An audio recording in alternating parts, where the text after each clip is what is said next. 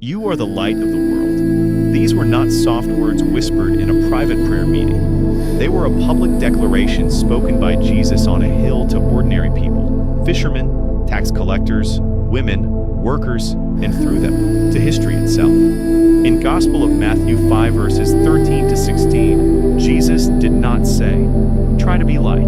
He did not say, "When you become powerful, then influence the world." He said, "You are." Identity before activity, being before doing. 1. Salt, the moral preservative of history. In the first century, salt preserved meat from decay. Without salt, corruption spreads.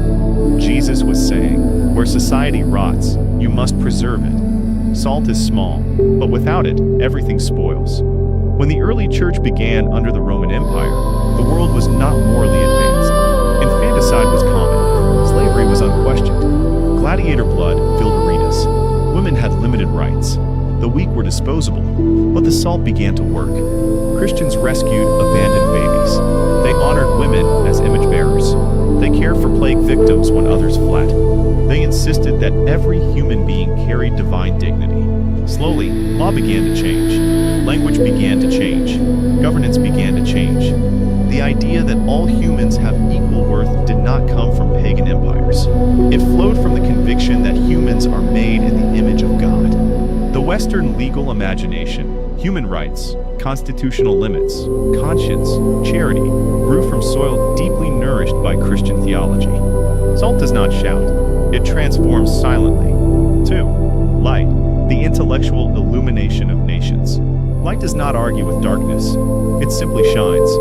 When Jesus declared his followers to be light, he was speaking into a world intellectually fragmented. Yet Christians began preserving manuscripts, building libraries, forming schools. Monasteries became centers of literacy. Cathedrals became universities. Consider University of Oxford, University of Cambridge, Harvard University. These institutions were founded with explicitly Christian purposes, to train clergy, to cultivate moral leadership, to integrate faith and learning. The scientific revolution did not grow in a vacuum. It grew in a worldview that believed the universe is ordered because God is rational. Nature can be studied because creation is designed. Truth is discoverable because God is truthful. Hospitals emerged from Christian compassion. The word hospital echoes hospitality, care for the stranger. Charitable structures and diplomacy draw from the Sermon on the Mount. Light did not conquer by sword, but by worldview. 3. The world after Jesus.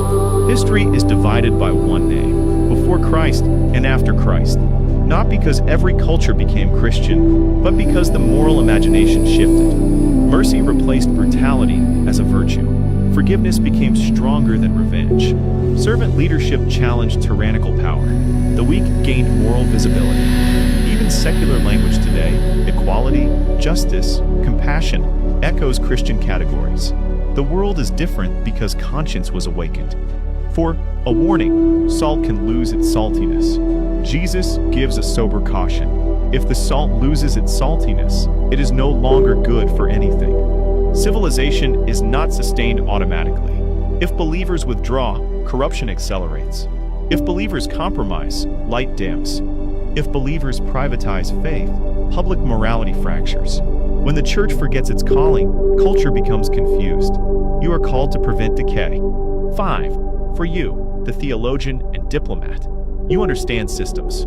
Nations are not sustained only by policy. They are sustained by moral vision. Diplomacy without conscience becomes manipulation. Law without transcendence becomes power. Science without ethics becomes dangerous. The church historically supplied the moral grammar of civilization. Believers are not marginal to history. They are foundational to it. 6. The heart of the sermon. Tell them this: you are not light because you are perfect. You are light because Christ lives in you. You are not salt because you are powerful. You are salt because you carry a different nature. When Christians forgive, light shines. When Christians build institutions, salt preserves. When Christians enter politics, law, education, science, not to dominate, but to serve, civilization strengthens. 7. End with this fire. 2,000 years ago, a carpenter stood on a hillside and told ordinary people that they would shape history. They had no army, no empire, no money. Yet today, universities rose, hospitals emerged, human dignity was codified, nations were reshaped. Because salt was faithful, because light refused to hide. And now the question returns, will this generation remain salt? Will this generation shine? The world does not need louder Christians. It needs luminous ones. Let your sermon end with identity, not accusation. You are the salt. You are the light. History still depends on it.